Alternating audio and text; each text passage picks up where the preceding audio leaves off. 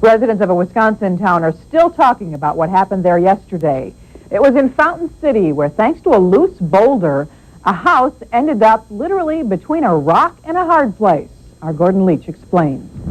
Fountain City is built on a narrow strip of land between the Mississippi River and towering rock bluffs. Sometimes, though, when you live in a picturesque town, you pay the price.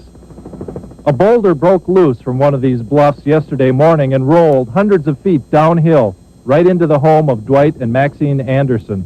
She said that as she could hear it coming down, it sounded like a dead tree falling down, and then the noise progressively got louder. Maxine Anderson had just left this room in her house when the rock came crashing in. It rolled down the hill like a giant wheel, a wheel 16 feet in diameter weighing about 45 tons. Sightseers can't believe no one was injured here. Gina Gilbertson is visiting her husband's family in La Crosse, but after seeing this, she's perfectly happy living in Alabama. Well, I think it's definitely a beautiful city, and definitely got its charm, but I would definitely be paranoid now. The Andersons' house is insured, but their home is destroyed, a home they had just finished remodeling. But they know they're lucky. A similar rock slide killed a woman in almost the same spot in April of 1908. In Fountain City, Gordon Leach, 4 News. Oh my, the police chief says there are more faults in the rock cliffs above Fountain City, and he says it's only a matter of time before this happens again. Maxine and Dwight Anderson of Fountain City, Wisconsin have something they really don't need in their back bedroom, a 40-ton boulder. As Michael Gargiulo reports, they had just finished fixing up their home when the giant rock did some remodeling of its own. The unwelcome addition to this home in Fountain City, Wisconsin is a boulder weighing 40 to 50 tons, 16 feet high and 6 feet deep. It had been up here on a bluff overlooking the Mississippi River. But yesterday, just before 11, the rock broke loose. I heard a loud noise, and I looked up here, and there's a rocker coming down that hill right there.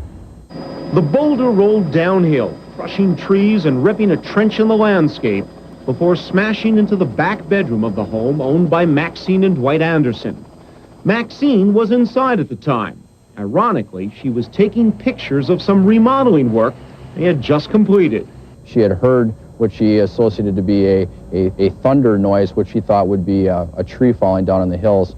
Then the noise got louder and louder, and then she just had walked out of the back bedroom, and just as she was leaving to take another picture, the boulder came crashing through the house.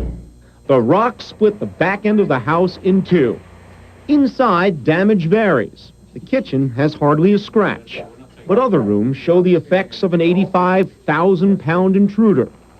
And it may not look that way, but this could have been worse and once was. In 1908, a boulder smashed into the home that had been next door, killing a woman asleep inside. This time, no one was hurt, but the future of this home is certainly rocky. Michael Gargiulo, Channel 5, Eyewitness News. Well, no one knows exactly what loosened the boulder from the cliff, but Dwight Anderson says that once the rock is removed from his home, the home may have to be torn down. Incredible pictures. A home in Fountain City, Wisconsin will probably never be the same. Especially after what came crashing through the back wall of Maxine Anderson's place. But this is one of those stories you really have to see to believe, and even then you'll be amazed no one was injured in this freak accident. Here's KARE 11's Dave Wildermuth. Live across from the tracks and you get to know the sound of an approaching freight train. But at 440 North Shore Drive, the thunder normally knocks at the front door, not the back. Isn't that something? Amazing. Oh, have not seen one that big in a house. 20 feet high, 30 feet wide, 6 feet thick. This was not one family's idea for an addition. Hey, yeah, see the rock? This is a big one, huh? Lunchtime yesterday, the rock, the boulder, broke free from the cliffs above. And as Jimmy Marquardt tells it, down it came. It was coming down damn fast. And then I took off running, like I said, and I didn't see it actually roll into the house because it's got this corner right here. But when I got to the corner, couldn't believe it. It's not like the boulder had a clear-cut path to the house. It cut its own, bulldozing trees. In some places, the trench it left behind was 5 feet deep, and it could have been worse. this part of the rock broke off. 94 years ago, a big rock came down and killed a woman in here. True story.